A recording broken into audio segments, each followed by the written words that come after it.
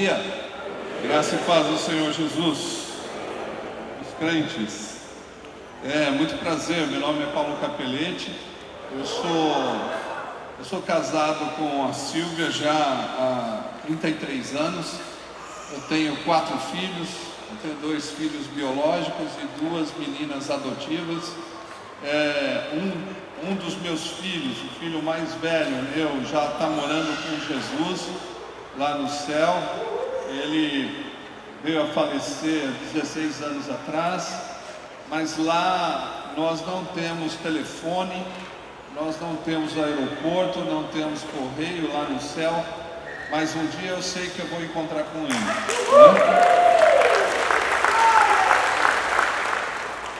Porque ele está no melhor lugar. Eu tenho um outro filho chamado Giovanni, tenho 23 anos, para mim é uma alegria, porque ele já casou. Uma pena para você que é solteira, ficou sabendo muito tarde dele.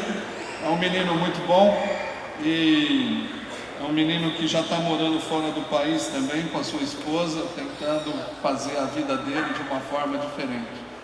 E ele disse para mim que ele quer ser médico, e quando ele disse para mim que queria ser médico, eu falei: minha aposentadoria está garantida, vai me sustentar o resto da vida agora. Mas aí ele falou para mim: não, mas eu não vou trabalhar nem em hospital, nem em clínica, e não vou ter nem consultório. Eu falei: vai trabalhar onde então? Vai ser médico para quê então? Ele falou: não, vou cuidar de gente de rua. Eu falei: meu Deus do céu, com quem ele aprendeu esse negócio, que não pode ganhar dinheiro?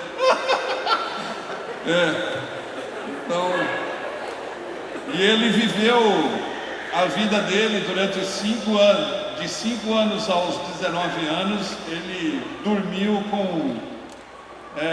no quarto dele tinha sempre 5, 3, 8 travestis morando no quarto, né? Ex-travestis morando no quarto. E quando ele veio dizer para mim que ele estava namorando, eu perguntei: com quem? Aí ele falou: não, é uma menina. Eu falei: puxa, ainda bem, né, que é uma menina. Porque a nossa casa, eu e minha esposa, 19 anos atrás, nós decidimos morar com pessoas que a família não quer, que a sociedade não quer, que ninguém quer. Ex-travestis, ex-prostitutas, ex-bandidos, ex-assassinos, todas as pessoas que um dia encontraram Jesus e querem mudar a sua vida. Então nós levamos para casa para eles serem família com a gente. Então esse é o nosso desafio e chamamento, para poder morar com essas pessoas. Então já fazem 19 anos que eu estou morando e tentando viver e articular uma vida familiar diferente da vida familiar que alguns levam, porque a nossa casa sempre tem alguém diferente chegando. Então quando eu sento na mesa ou no banco ao redor da mesa, eu fico pensando: esse rapaz ou essa menina eu nunca vi na minha casa. Aí tenho que perguntar o nome, de onde veio, o que está acontecendo, o que está fazendo. E aí nós nos identificamos e a pessoa vai dizer que ela quer viver uma vida diferente. Então ela começa a fazer parte da minha família, e aí a gente vai vivendo.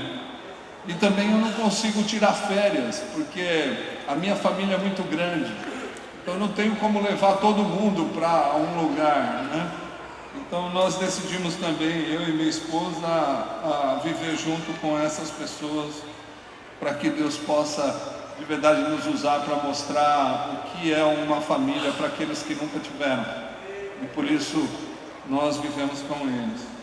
Alguém acredita que um travesti pode se converter e se tornar um grande homem de Deus? Amém? Amém, irmãos? E aonde eles estão aqui? Ex-travestis. Você pode acreditar que esse ex-travesti pode um dia casar com a sua filha? Você cederia a sua filha para casar com um ex-travesti? Então, quem acredita que um assassino pode se tornar um homem de Deus? Amém? E aonde eles estão? Olha aí, pronto. Aqui pelo menos tem um, em várias igrejas do Brasil não tem nenhum. Então, mas você cederia sua filha para ele casar com ela e se tornar uma família com ela? Então, se a gente não cede os nossos filhos, é porque nós não acreditamos muito que Deus pode mudar a vida de um homem ou de uma mulher. E essa é uma dificuldade que eu encontro, porque nós temos vários homens lá que foram ex-travestis que querem casar, mas eles não encontram nenhuma esposa para poder recebê-los. E isso é difícil para nós.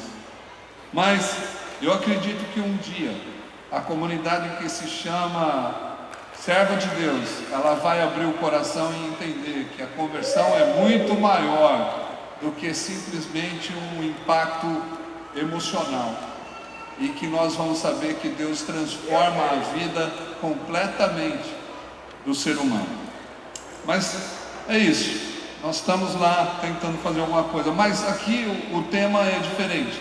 O tema é: a minha casa é o lugar de encontro. E eu queria dizer que nessa casa só é lugar de encontro se eu tiver aberto para dar chances para as pessoas viverem de uma forma diferente. Não tem como nós termos uma casa onde as oportunidades não são colocadas quando as pessoas erram. Então a casa não é só um lugar de encontro, mas é um lugar de desencontro, mas é um lugar de retorno também. Não é só um lugar de afastamento, mas é um lugar de retorno. É um lugar de desencontro, de encontro, de retornos e de afastamentos. Então eu separei aqui um texto que eu gosto muito, que é Lucas capítulo 15, verso 11. É a parábola do Pai misericordioso. E só pode ser lugar de encontro se o Pai for misericordioso. Se o Pai não for misericordioso, não dá para ter encontros, e só dá para ter desencontros. Então essa parábola eu me detive com dois autores que são Kenneth Bailey, é um livro chamado A Poesia e o Camponês. Esse homem ele é especialista em Oriente Médio Primitivo, e também peguei um livro chamado A Parábola de Jesus, do Joaquim Jeremias. Então são dois livros que nós vamos usar nesse texto para poder compreender a parábola ao qual Jesus está dizendo em Lucas. Um outro livro que é importante você ter é um autor que é especialista no Novo Testamento, e ele tem um comentário de Lucas, que é Raymond Brown. Raymond Brown é um dos especialistas biblicistas, um dos maiores biblicistas do Novo Testamento que eu já conheci e também considerado no mundo. E ele vai dizer que o único pródigo dessa parábola é o pai. E aí Timothy Keller, lendo Raymond Brown, apesar de ele não citar no livro dele, ele... porque isso é costume de americano, né? Ele acha que copiar é a síndrome da originalidade. Então Timothy Keller ele usa Raymond Brown para dizer que o pai é pródigo, ou Timothy Keller, mas quem fala sobre isso é Raymond Brown. Mas eu quero usar só esses dois livros para a gente poder entender a parábola da forma que Jesus diz. Então eu prefiro ir até o Oriente Médio primitivo e conversar com Kenneth Bailey do que conversar com o Timothy Keller. Não que sou contra ele, eu acho que ele faz um trabalho excepcional e nós precisamos entender. Então vamos ler a parábola e depois nós vamos conversar um pouco sobre isso. Que a casa é um lugar de afastamentos e encontros, de volta e de retorno, porque precisa ter um ambiente para que a pessoa possa retornar e ir embora, né? Diz assim: e disse um certo homem, tinha 2 filhos. O mais moço dele disse ao pai: dá-me a parte da fazenda que me pertence. E ele repartiu por eles a fazenda. E poucos dias depois, o filho mais novo, ajuntando tudo, partiu para uma terra longínqua, e ali desperdiçou a sua fazenda, vivendo dissolutamente. E havendo ele gastado tudo, houve naquela terra uma grande fome, e começou a padecer necessidade.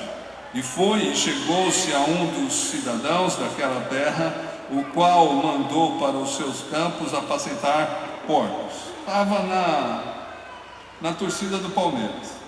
E desejava encher o seu estômago com as bolotas que os porcos comiam, e ninguém lhe dava nada. E tornando em si, disse: quantos jornaleiros de meu pai têm abundância de pão, e eu aqui pereço de fome. Levantar-me-ei e irei ter com o meu pai, e dir-lhe: Pai, pequei contra o céu perante ti, não sou digno de ser chamado seu filho, faz-me como um dos jornaleiros. E levantando-se foi para o seu pai, e quando ainda estava longe, viu o seu pai e se moveu de íntima compaixão, e correndo lançou-lhe ao pescoço e o beijou. E o filho lhe disse: Pai, pequei contra o céu e perante ti, e já não sou digno de ser chamado seu filho. Mas o pai disse aos seus servos: trazei depressa o melhor vestido, vestiu-lhe, pondo-lhe um anel na mão e alparcas nos pés, e trazei o bezerro cevado, e matai-o, e comamos, e alegramo-nos, porque esse meu filho estava morto e reviveu, tinha se perdido e foi achado. E começaram a alegrar-se. E o seu filho mais velho estava no campo, e quando veio e chegou perto de casa, ouviu a música e as danças, e chamando um dos servos, perguntou-lhes que era aquilo. E ele lhe disse: veio teu irmão, o teu pai, matou o bezerro cevado, porque o recebeu são e salvo. Mas ele se indignou e não queria entrar. E saindo o pai estava com ele. Mas respondendo ele, disse ao pai: eis que te sirvo há tantos anos, sem nunca transgredir o meu mandamento, e nunca me desses um cabrito para alegrar-me com os meus amigos. Vindo, porém, esse teu filho, que desperdiçou a tua fazenda com as meretrizes, mataste-lhes um bezerro cevado. E ele lhe disse: filho, tu sempre está comigo, e todas as minhas coisas são tuas. Mas era justo alegrarmos-nos e folgarmos, porque este teu irmão estava morto e reviveu, e tinha se perdido e se achou. Amém? Vamos orar. Senhor Jesus, queremos te agradecer pela oportunidade que nós temos de falar aqui, Senhor, para o teu grupo, para o teu querido, para os teus queridos, para as tuas queridas. E queremos te pedir, Senhor, em nome de Jesus, que o Senhor possa tirar toda a barreira de comunicação que existe entre nós, e que nós possamos falar, Senhor Deus, tudo aquilo que o Senhor deseja, e também não só falar, mas aplicar na nossa vida tudo aquilo que o Senhor quer, no nome de Jesus. Amém. Então, para nós entendermos essa parábola, nós temos que entender que existe uma cultura do Oriente Médio primitivo. E qual é essa cultura? Primeiro, é uma cultura patriarcal, onde o pai é o chefe e ele manda e os filhos têm que obedecer. E uma das coisas que acontecem na vida do Oriente Médio primitivo é a desobediência do filho não é permitido, porque se o filho desobedece o seu pai, ele tem o direito nas tribos judaicas de apedrejar o filho e de fazê-lo morrer em praça pública. Então a cultura estava sendo forçada a tomar decisões, ou seja, um pai no judaísmo era totalmente diferente de um pai que estava sendo proposto por Jesus. O pai, na cultura judaica, quando o filho pedia a herança, o filho mais moço pedia a herança, existia uma condição dentro da cultura que dizia que o filho já não queria ser mais filho desse pai. Ou seja, se nós que somos já filhos há muito tempo, nós poderíamos falar para o nosso pai da seguinte forma: eu não quero mais o seu sobrenome, você me dá a minha herança e eu vou embora porque eu não aguento mais você. Então ele estava querendo dizer da seguinte forma: olha, eu não quero mais seu nome, eu não quero mais sua gerência, eu não quero mais as suas orientações, porque um filho na cultura judaica tinha que receber conselho do pai até os 30 anos. Na verdade, quando ele casava, ele ia até o encontro do pai sempre para pedir orientação, e na questão judaica, o pai tinha que orientar o filho até que ele pudesse se emancipar, que é só depois dos 30 anos, na verdade. E aí o que acontece com essa parábola? Jesus inverte todas as coisas, porque o reino de Deus é uma inversão das próprias culturas que existem no nosso meio. Então Jesus ele vai mostrar que o Pai é misericordioso e não é um déspota, não é um homem que tem toda a orientação, mas ele tem um coração mudado, transformado, porque é isso que o reino de Deus faz. Então Jesus ele começa a mostrar que o filho estava querendo que o pai morresse, porque essa é a afirmação que o filho fala quando está pedindo a herança: eu quero que você morra para eu poder ter liberdade. E nessa hora o pai poderia levar o filho até a praça, julgar com um juiz que tinha na tribo, e ele ia julgar para poder morrer, e a família toda poderia apedrejá-lo e poder matá-lo. Mas nessa parábola Jesus propõe que o filho pede a herança, fala para o pai que quer que o pai morra, mas o pai, na sua misericórdia e na sua compaixão, ele dá e divide a herança e dá a herança para o filho. Isso me leva a entender que uma casa que é lugar de encontro precisa ter um lugar de misericórdia. E misericórdia nada mais é, na Bíblia toda, a oportunidade de nós darmos vida ao outro, porque é isso que Jesus fez. Então misericórdia é o desejo de Deus de dar continuidade na vida da pessoa, mesmo quando ela não quer que você exista. Então é um lugar de desencontro, mas é um lugar de misericórdia. Só pode ser um lugar de encontro onde tem misericórdia. Se não houver misericórdia, não haverá encontros. Então isso aqui Jesus deixa muito claro na parábola do pai misericordioso, que eu quero que mude esse termo, esse subtítulo para o pai misericordioso. Se você puder riscar e escrever pai misericordioso, vai ser bom para você. Então o que nós temos que entender?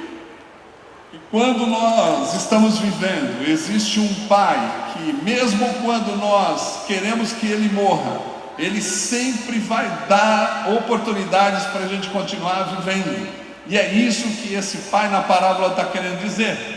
Então o nosso Deus, que nos recebeu, ele sempre vai nos dar oportunidades para a gente poder continuar vivendo. E é isso que ele faz, mesmo quando nós queremos que ele morra ou que ele não esteja nos lugares onde nós estamos. Nós sempre vamos estar com Deus aonde quer que nós vamos. Então isso faz com que a gente tenha que olhar para Deus como um Deus misericordioso, um Deus que está dando uma nova chance para a gente viver. E é claro que nós também, como cristãos, nós queremos de verdade, muitas vezes falar para Deus que Deus não precisa ir nem nos lugares. E muitas vezes nós queremos falar para Deus ou para as outras pessoas que Deus não existe. E se Deus não existe, Ele morreu. Nós cristãos temos costumes de muitas vezes na nossa conversa nós podemos dizer para o outro que Deus não existe. E o que eu estou querendo dizer? Eu estou querendo dizer da mentira. Mentira é dizer que Deus não existe. É isso. Então quando eu minto para o meu próximo, eu estou dizendo: meu Deus não existe. Se ele não existe é porque ele morreu. Uma vez ele existiu, agora ele não existe mais. Então aí, uma das coisas mais interessantes que eu li no pensamento é que quando eu estou mentindo, eu estou falando que Deus, ele não pode ouvir.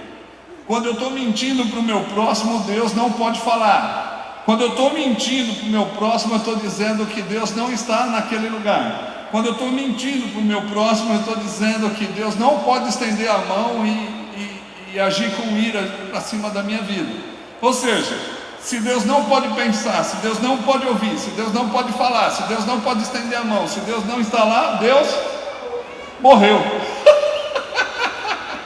E aí tem uma pergunta: quantos aqui mentem? Não precisa levantar a mão, eu sei que todo mundo faz isso. Então quando nós mentimos, nós estamos falando que Deus morreu.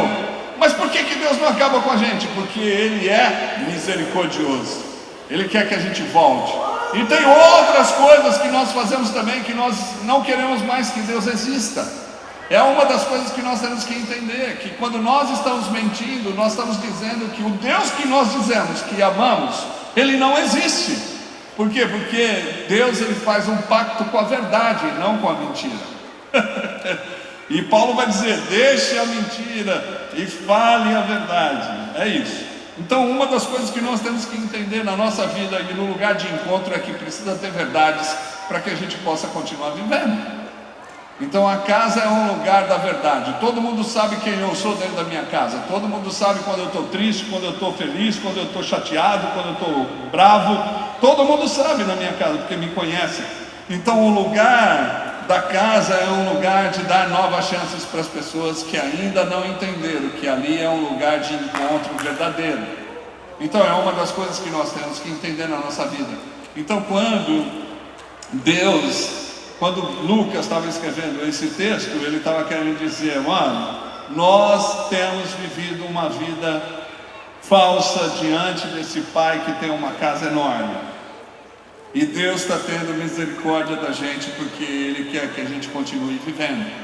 E tem outras coisas que acontecem na nossa vida que faz com que a gente possa também falar que nós não queremos que Deus exista. Quando você perde um ente querido, você também tem o primeiro plano que a gente entende, que a gente aprende na hora do culto fúnebre, ou então até mesmo do desligamento da morte de um ente querido. Nós vamos colocar a culpa em Deus. E quando nós colocamos a culpa em Deus, é porque nós não queremos mais que Ele se relacione com a gente.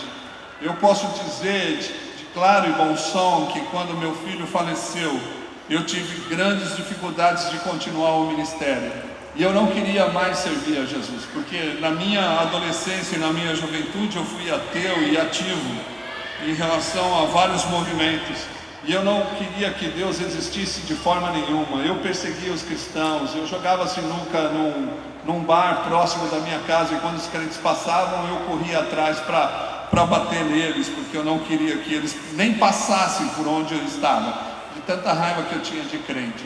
E quando eu perdi o meu filho, eu já era cristão, já era pastor, eu disse para Deus: Deus, enquanto ele está no caixão, eu quero que o Senhor ressuscite o meu filho, porque eu sei que o Senhor é o dono da ressurreição, e eu sei que o Senhor pode fazer isso. Mesmo que o médico falou que não tem mais condição, mesmo que o médico já nos deu o atestado de óbito, eu quero que o Senhor ressuscite o meu filho para eu continuar o meu ministério. Eu não posso continuar o meu ministério se o Senhor não ressuscitar o meu filho.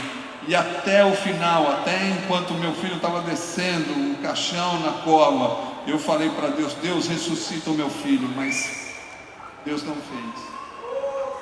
E quando Deus não fez, eu olhei para o céu e disse: bom, então hoje eu deixo de ler a sua palavra, eu deixo de te seguir e não vou fazer mais nada, absolutamente nada. Vou voltar ao mercado de trabalho e não vou fazer absolutamente mais nada em relação à tua pessoa, porque o Senhor é um Deus tirano, o Senhor é um Deus que tira a vida de um filho, e o Senhor sabe que eu moro com pessoas que a família não quer.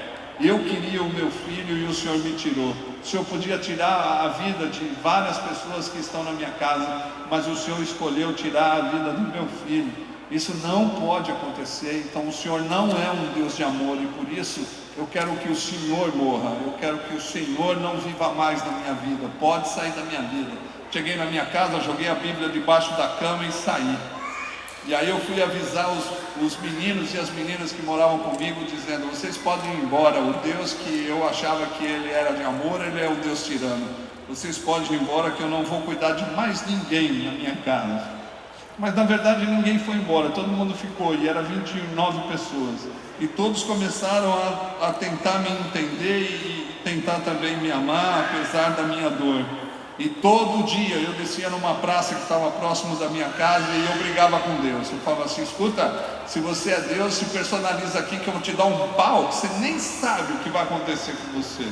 Desce aqui para você ver se eu não vou brigar com você. Ainda bem que ele não apareceu, porque se ele aparecesse eu ia tomar uma surra lascada, né? Mas assim, aí eu sempre brigava porque eu olhava para minha família, minha esposa querendo se matar, meu filho chorando a cada dia, as pessoas sofrendo por causa da morte do meu filho. E meu filho queria ser missionário entre os índios. Ele queria ser dentista e ser missionário entre os índios. Eu falei, não é possível que Deus tira um missionário da terra. Não é possível que esse cara não entendeu que meu filho ia servi-lo para o resto da vida.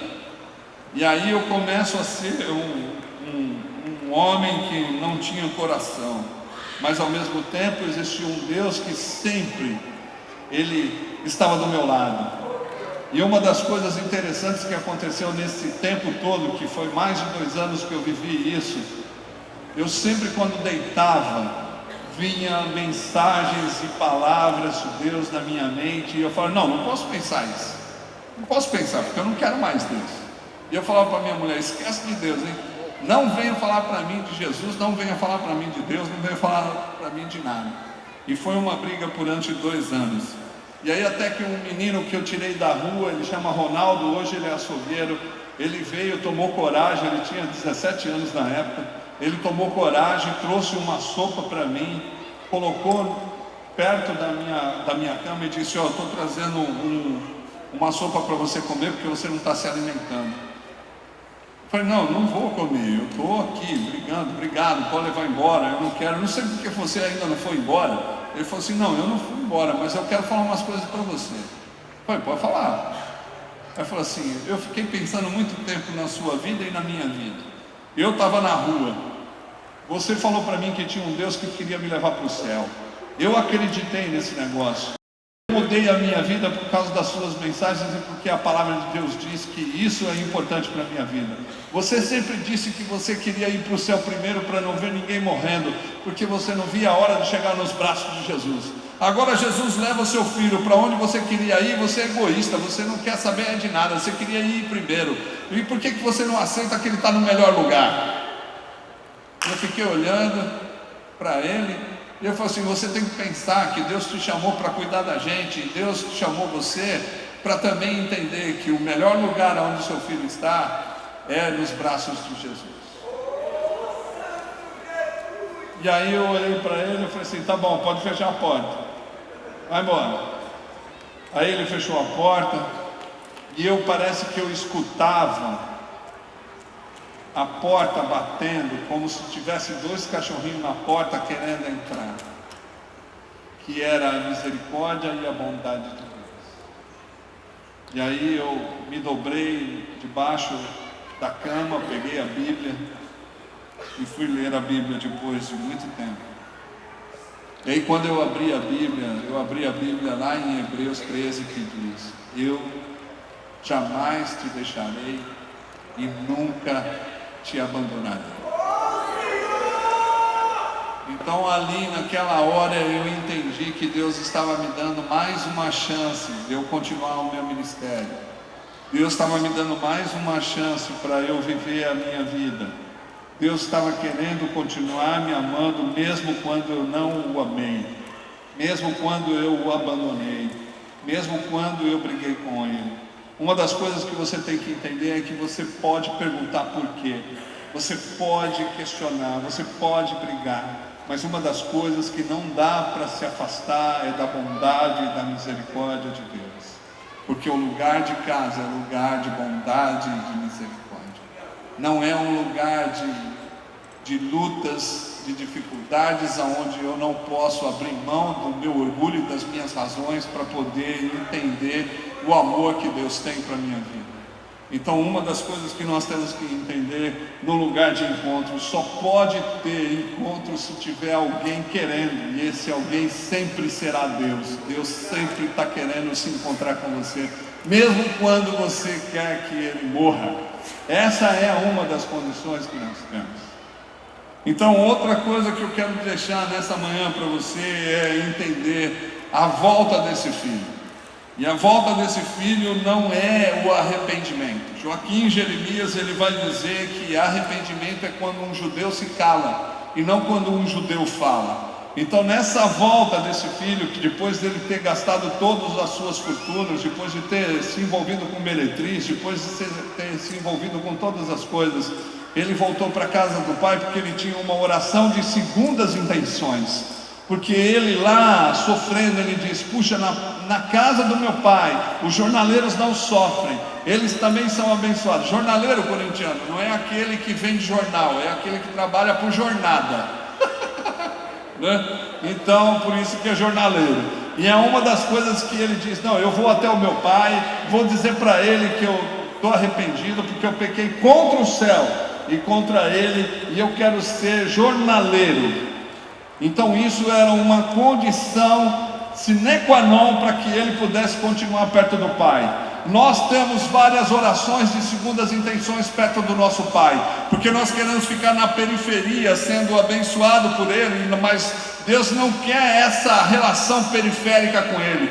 Deus quer que você tenha uma relação profunda, então Ele te traz para perto e faz com que você se relacione com Ele, porque o lugar da casa, ou a casa do Senhor, ou a sua casa, tem lugar aonde você tem que trazer para perto as pessoas que estão dentro da sua casa ou se encontram com você.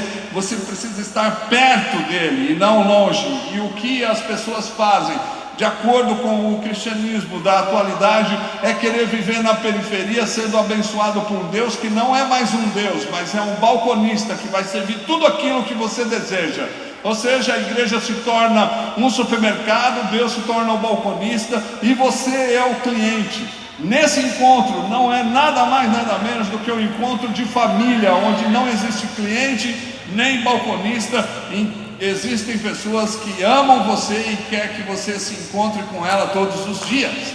É essa a condição de nós podemos viver. Então o pai traz o filho para perto dele. E nessa hora, depois que o filho fez essa oração, o filho se cala. E por causa da atitude de bondade do pai e a atitude de misericórdia dele. E é uma das coisas que eu fico pensando, é que o pai não perguntou aonde ele gastou o dinheiro. Ele não perguntou com que ele comprou todas as coisas que ele tinha e gastou de forma dissoluta. O pai, ele não questionou se o filho tinha investido o dinheiro ou não. Então isso me traz uma outra condição. Para a pessoa poder se aproximar, eu tenho que valorizá-la mais do que as coisas que ela pode ter ou adquiriu. Então no Evangelho e nos encontros, nós não temos que valorizar o que a pessoa tem, mas o que ela é. Então é isso que tem que ser fortalecido nas nossas casas, fortalecidos nos nossos encontros.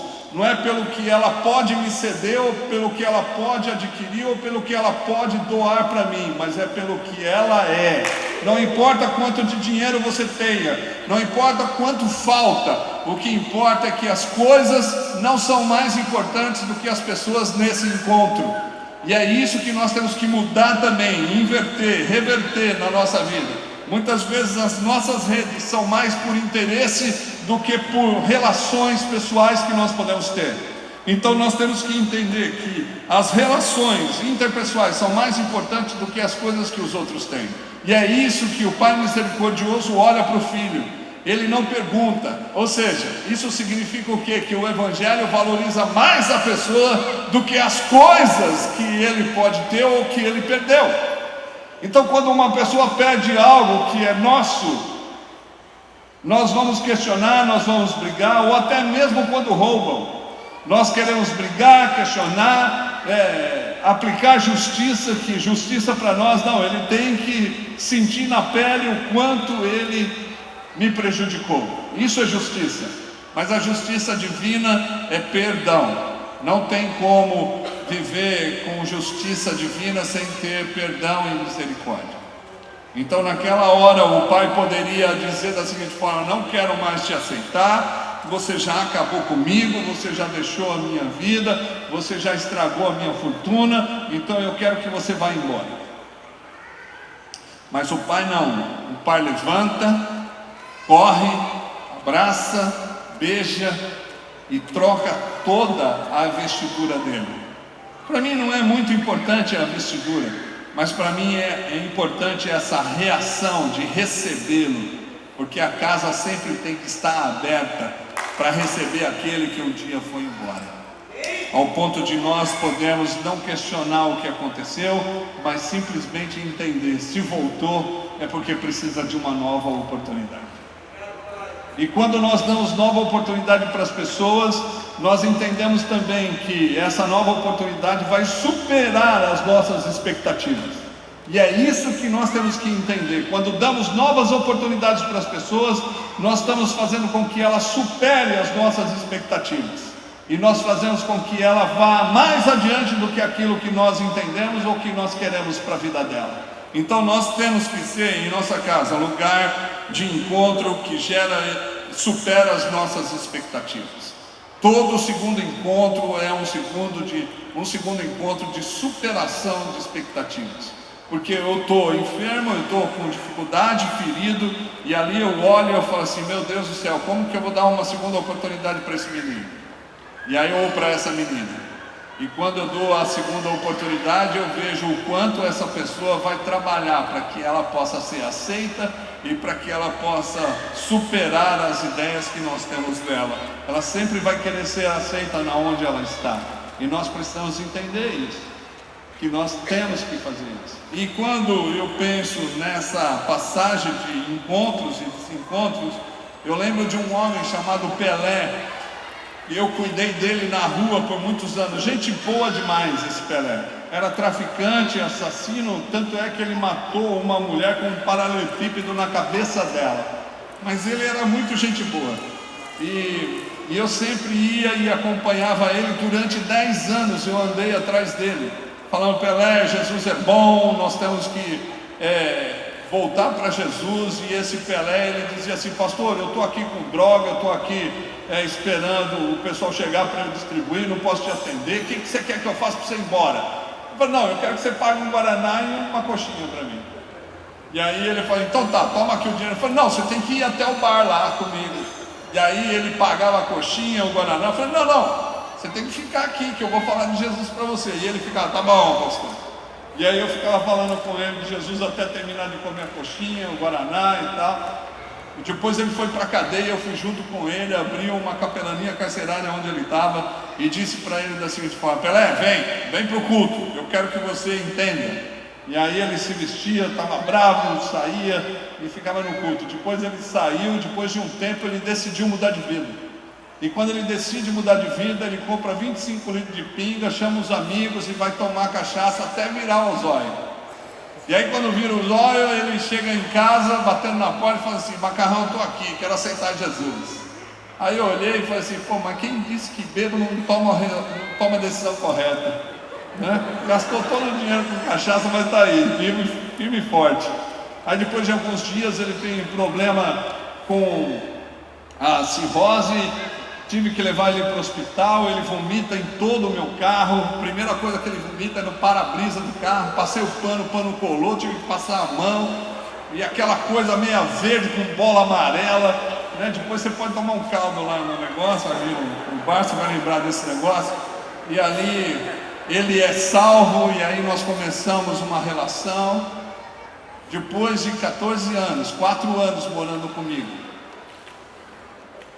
a mulher dele começa a namorar com ele, na minha casa, ele pede perdão para os filhos, ele começa a se relacionar com a família, ele volta para o lar. Isso significa que ele só pôde ter uma nova oportunidade, porque alguém o abraçou na hora que ele estava no fundo do poço.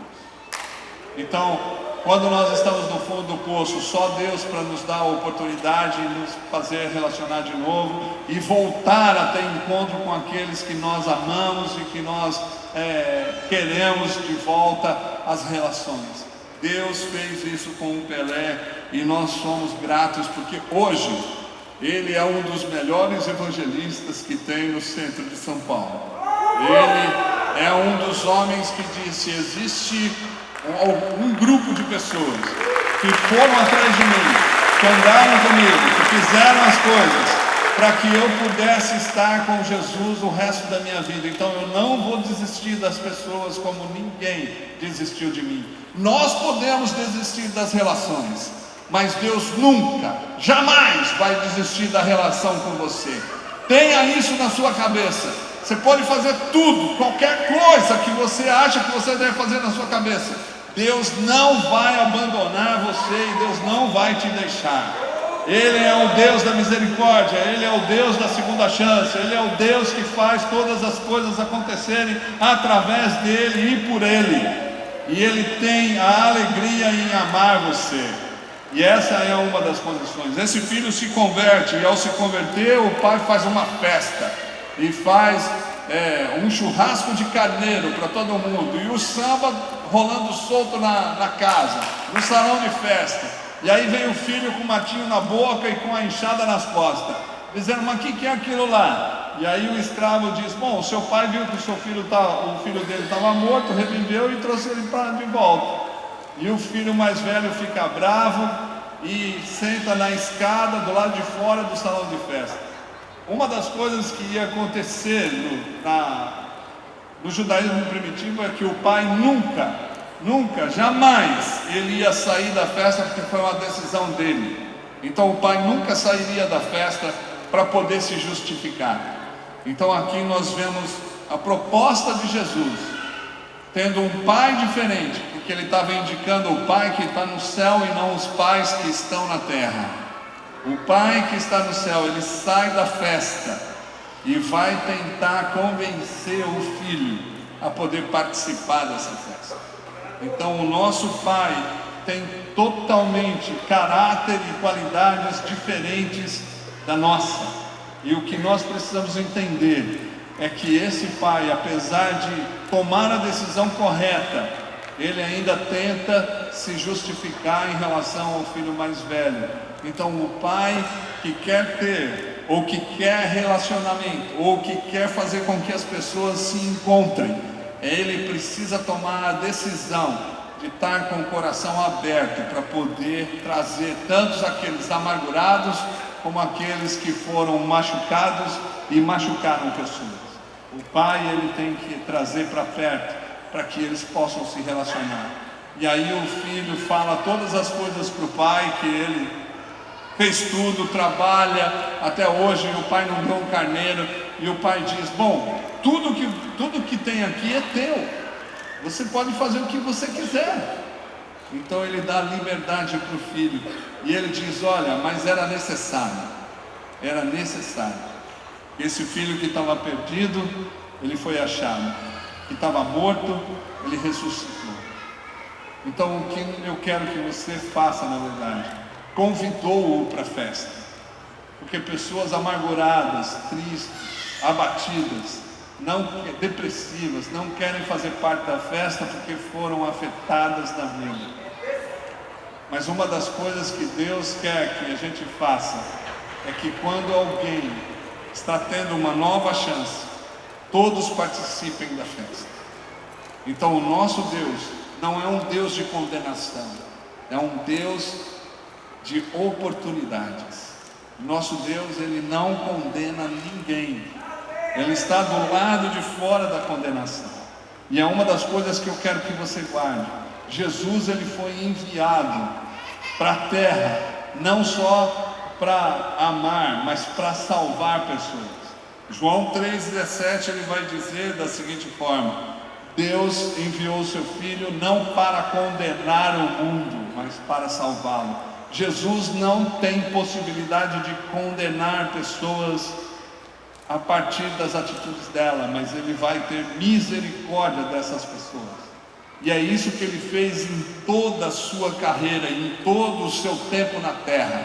A gente pode lembrar e pensar da mulher adúltera, que um grupo de fariseus trouxe até Jesus na areia, e essa mulher joga ela na areia, e os fariseus começam a perguntar: o que nós vamos fazer com ela? Ela vai adúltera. E Jesus fala: mas o que a lei diz? Bom, a lei diz para apedrejar, porque ela pecou.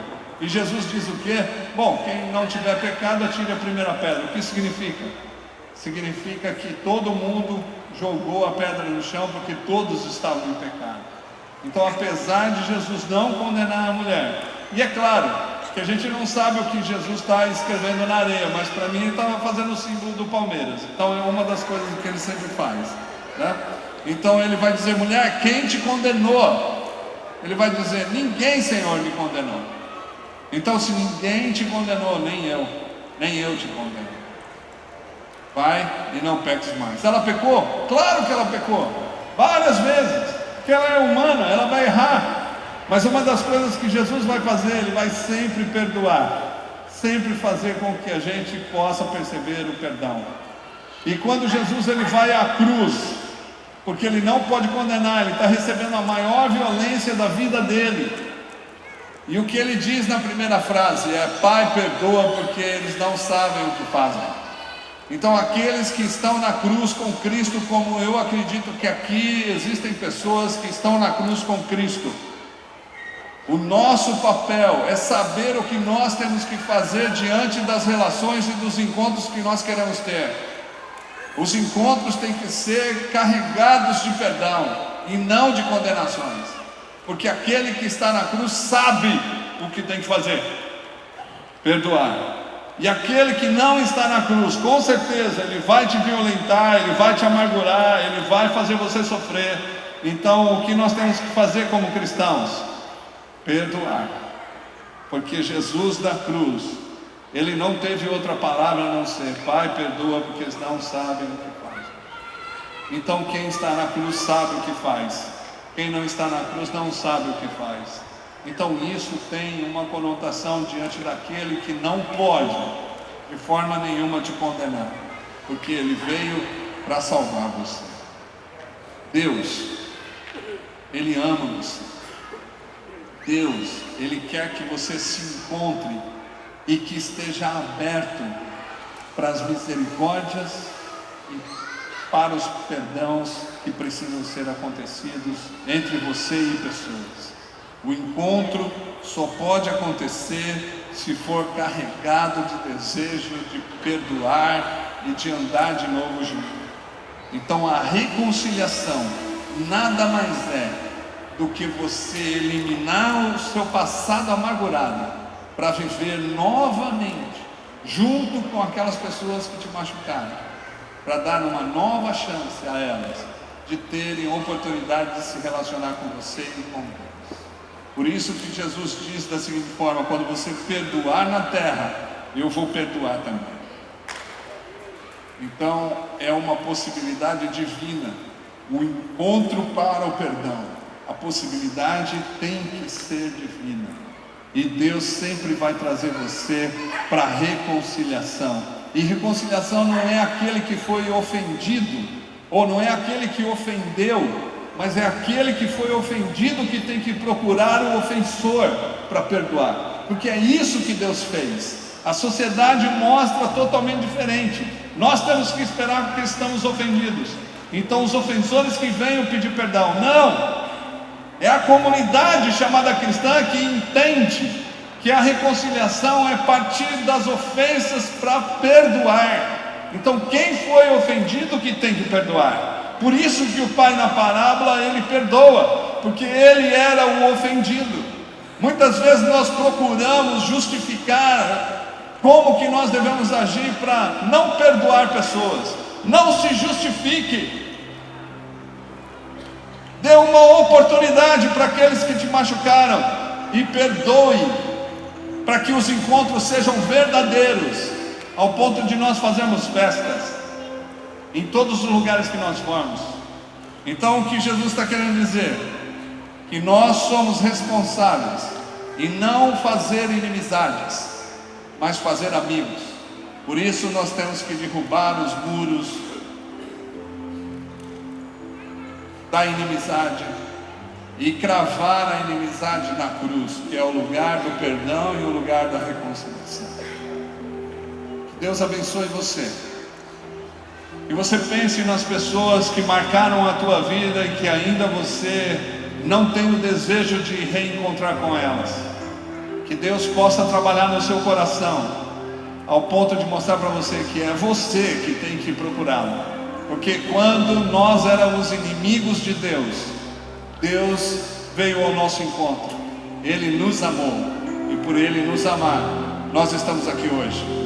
Então você teve uma nova chance.